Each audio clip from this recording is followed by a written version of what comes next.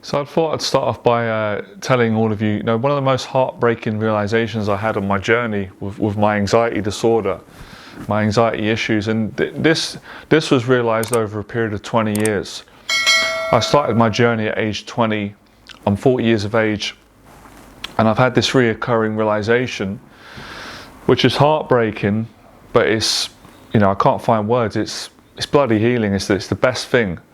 And the heartbreaking realization I had was every anxiety that I had in my head, which was judgmental towards myself, which would obviously encompass I'm not good enough, I'm not smart enough, attractive enough, rich enough, and I can't achieve certain things in life. Every single anxiety that I set a goal to achieve, I did it. And I remember it hitting me. It's happened a few times. It's been beautiful, very humbling, out of nowhere. I remember, just crying when I was going for a walk in Latvia. And it happened in Germany. It happened in Fitzroy Lodge after the sparring. It happened many times when I coached a client, when I'd done talks, with friends. When I suddenly went, I can't believe it. I just disproved it. I've done it. And I feel good and I don't feel ashamed. I've actually done it. I suddenly just realized that I successfully booked a flight, went on a plane, went to another country, was myself, was kind, spoke to people. No harm happened. I'm here and I'm enjoying it. I'm present and it's not real. The anxiety, the conversation was so aggressive, so violent, so nasty, so personal, and it weren't true. And then I realized how many other things that my anxiety said about me were not true. And it's like all of them, pretty much all of them. And if it was true, I could handle it, but it weren't true. So when my anxiety said to me that I can't make money even above minimum wage because I'm disgusting, I grew up poor, I don't deserve it, I'm a shameful person, I've got all these issues, other people deserve it, but I don't. I'm greedy for expecting even to be able to pay the rent. It didn't even make sense. It was so nasty, so evil. It made me believe it for years. It made me believe it. And when I disproved it before I started my business, getting a job and actually getting paid a little bit more, I got a job in a company. And they hired me because they said, we really liked you in the interview. You were underqualified for the actual job, but we liked you, we trusted you, and you were just so genuine. And then they gave me further training, and then I got paid a bit more in that job. So I was like, it's not true. These voices, these haunting, agonizing, attacking voices that terrify me, it ain't true, I just disproved it. And of course, when I set my own business up, I quadrupled my income by helping people. Other fears like the boxing. The voices said to me, you couldn't handle getting in the ring. You're a coward, you're a wimp, you're a disgrace, you're disgusting. You can't do it, you're going to be exposed. Everyone's going to find out that you actually can't fight, you're a softie, you're a coward.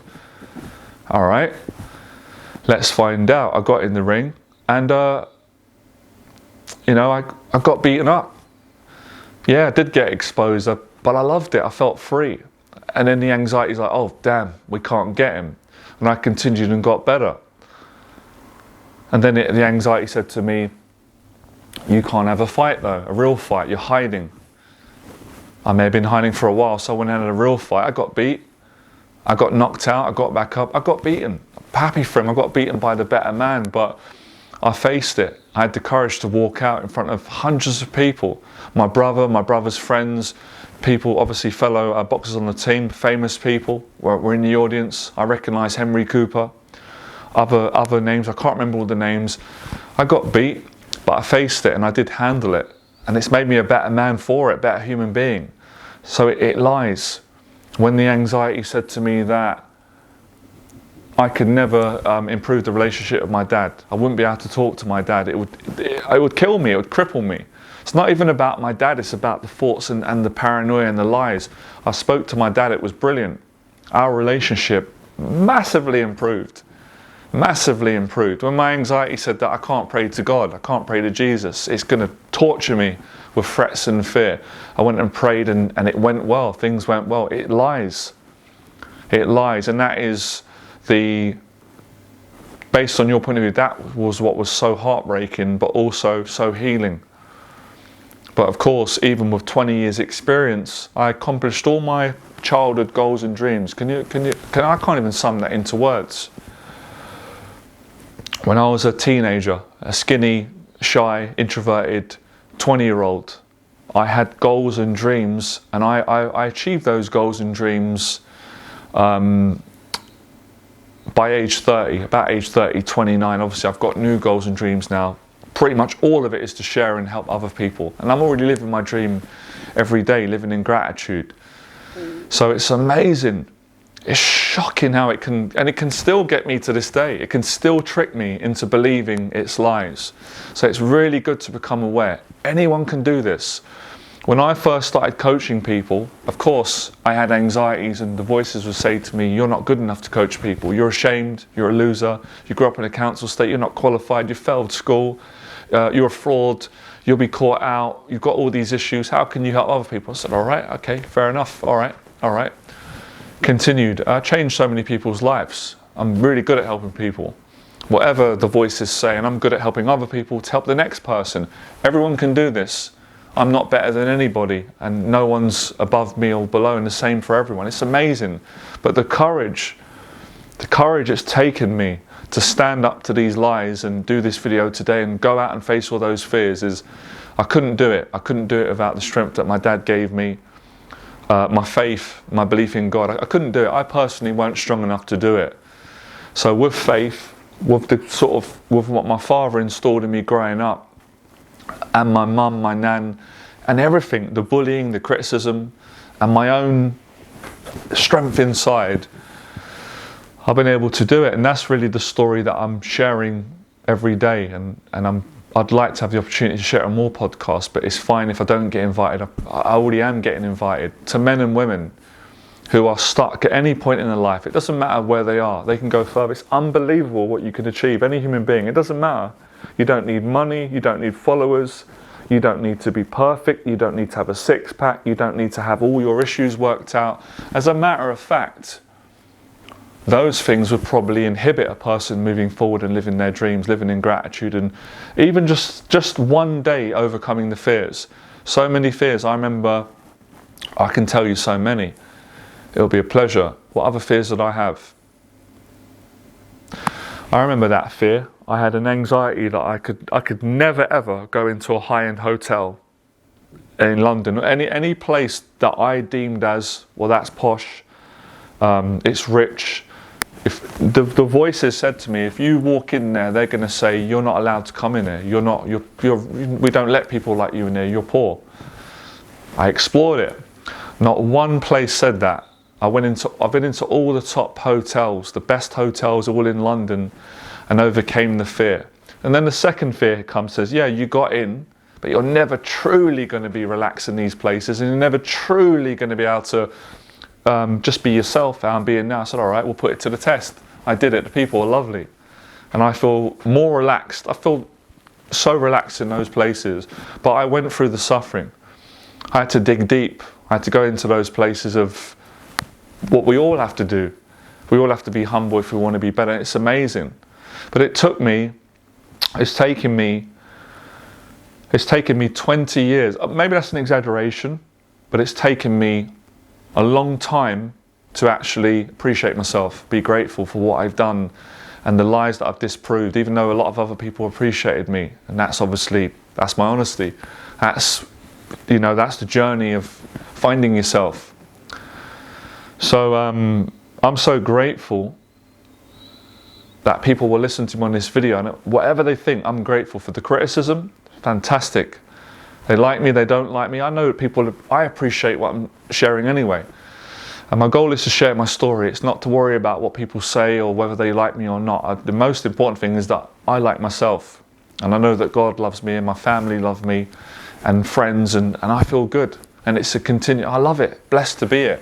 It's a bonus to be it. So what other things are there?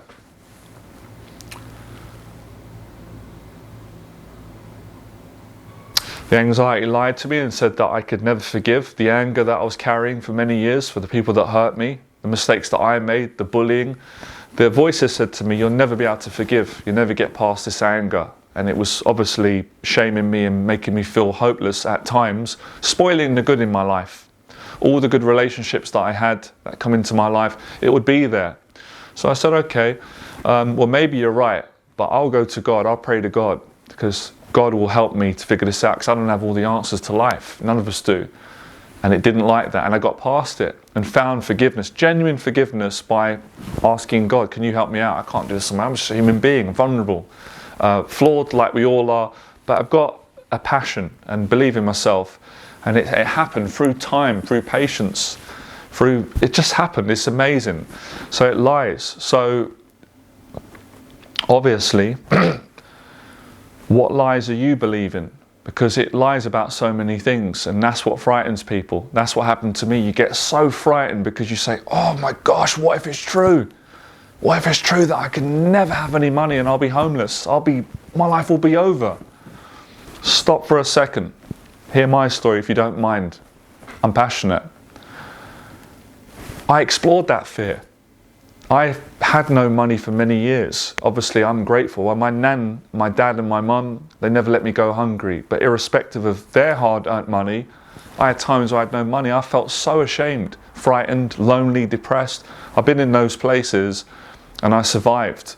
Always good people come to the rescue. Anyway, I made a lot of money years later on. Got ungrateful, done good things, made mistakes, had a mental health breakdown. The voice said, we got you. We told you that we're true. You're in a mental hospital. You've lost all your money. That was down to me. I didn't know how to, I could make money. I couldn't invest it. Poor understanding of money. I'm accountable for that. But guess what happened? I said, you know what? I don't even care about the money anymore. Have it. I don't care about money. I just want to love my family, restore my faith with Jesus Christ, and just have friends. I don't want anything. I just want to be in peace. I just want this pain, this horror to go away. My prayers were answered. Then I experienced the goodness of God, and I thought, you know what? Money's never going to be a problem as long as I continue not needing, just being a good person, being myself. And the money came. A friend gave me money. I went on universal credit for a while. The government helped me out. I was grateful for that. I eventually got well, went off universal credit, paying my taxes, paying my own rent, my council tax, making money. But money doesn't define me.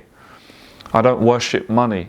What's important to me is happiness, family, love, enjoying every day, and giving all of my faith to Jesus, who gives me the strength and has got me through these times. But I appreciate money as well when it comes in. I'm not desperate for it. So it's pretty amazing if you've got courage and guts and heart. You can keep progressing. And good people, having good friendships where you're not on your own, and they value you, you value them, and how you treat people. So many ways, when you sit down, and I know this is true for all of you.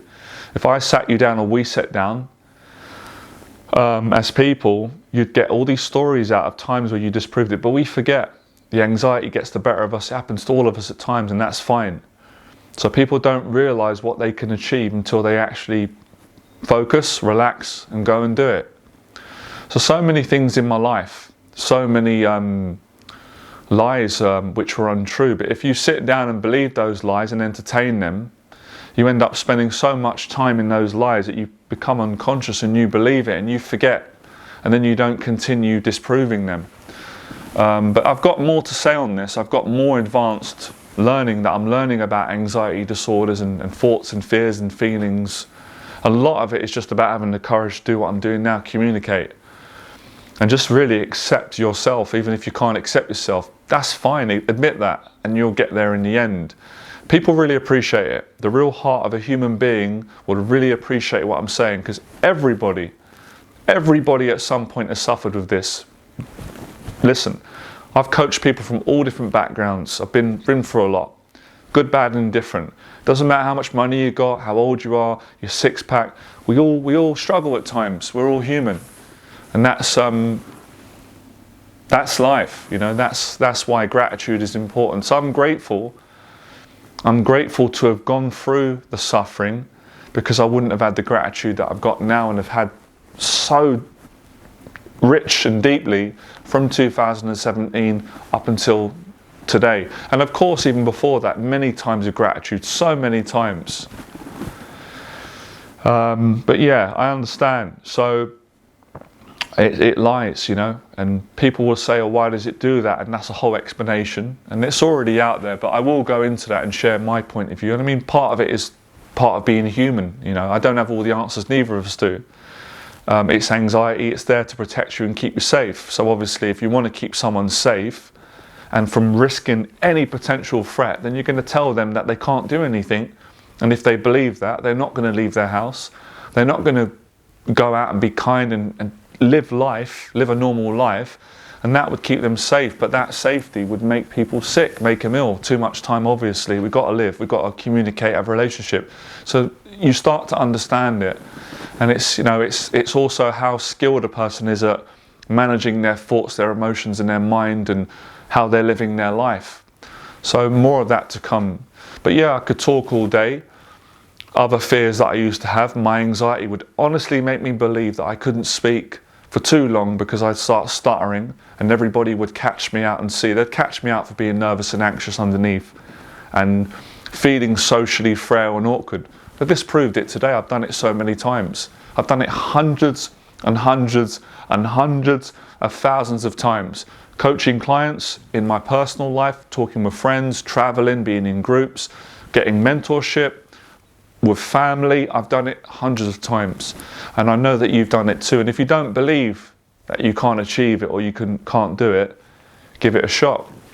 And to my knowledge, CBT, cognitive behavioral therapy, is all about this. It's all about going, right, your mind's telling you that you're not good enough, you're not capable, you can't do this. It's giving you a whole list of what you can't do. Breathe.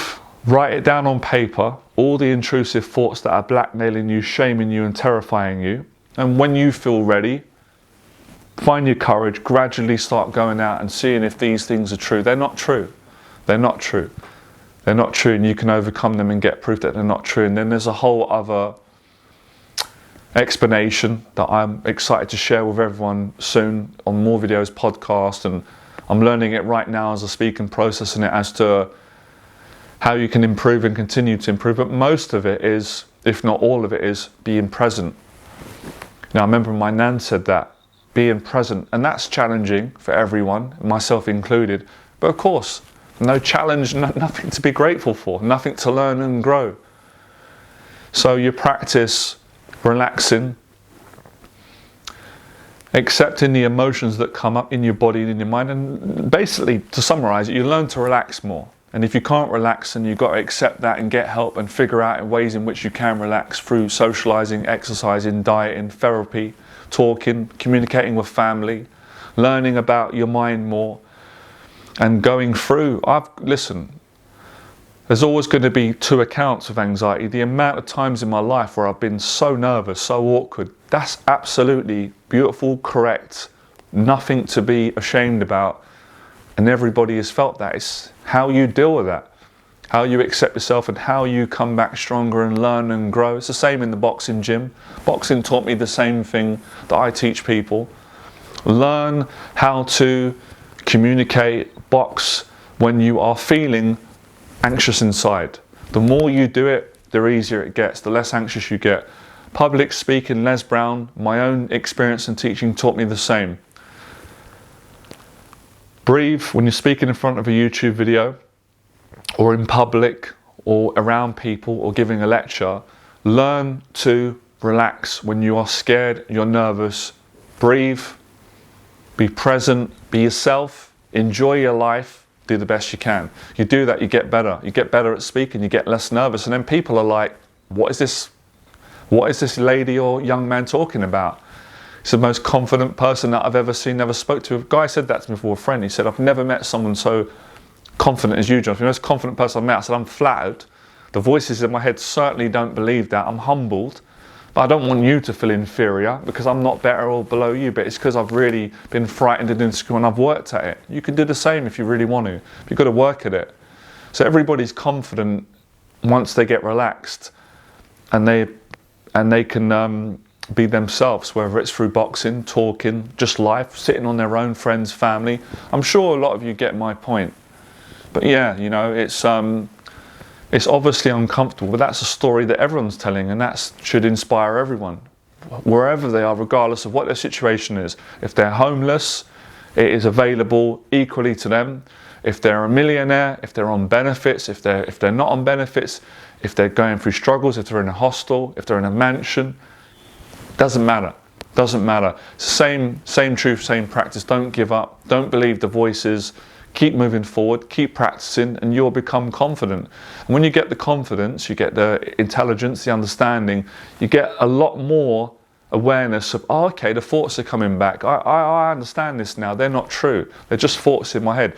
They're not me. They're not me as a person. They're not my family. They're not my values. They're not my faith. They're just thoughts. Everyone has them. I'm not going to entertain them, or I'm going to joke with them. I'm going to say, yep, go on, say all what you're saying. Yep, I've heard it all before. Tell me I'm not good enough. Tell me I'm not rich enough. Tell me I don't deserve it. Heard it all before. Don't believe it. Present, relax, and then you're back to being present again, living the next day. See how you get on next time. So I appreciate it. I never thought I'd say this, and it's not even easy to say it now. I'm grateful for those voices that have challenged me all my life, and that are trying to challenge me right now in this moment, because I got present, I got relaxed, helping people, grateful for it. It keeps me humble, it keeps me understanding what it's like for people when they're suffering, so I will not be judgmental of them and vice versa, and encourage them. So that's my story, and I hope it helps a lot of you. It's helped me, I'm confident that it will. And I'd love to read in the box below what you're going to do and how you feel. Or if you just realised and went, I can't believe it, you know, Jonathan's right. I've been living my whole life believing a lie. When you look at the facts on paper, look at what you've done to what your mind is saying, what you haven't done, and keep going. You know, I'm still growing and learning at 40. Just because I'm a teacher, I'm still learning. I don't know everything, and I'm going to keep learning and keep. So what are these thoughts saying? Where they're saying this, but I'm getting facts that they're not true. See how it is, you know, see how your relationship is with your mind and how you feel and how you act and how you respond. It's all about how you respond, all right? I've got to stop now. I'm going to keep talking forever, all right? Speak to you soon. Have a good evening.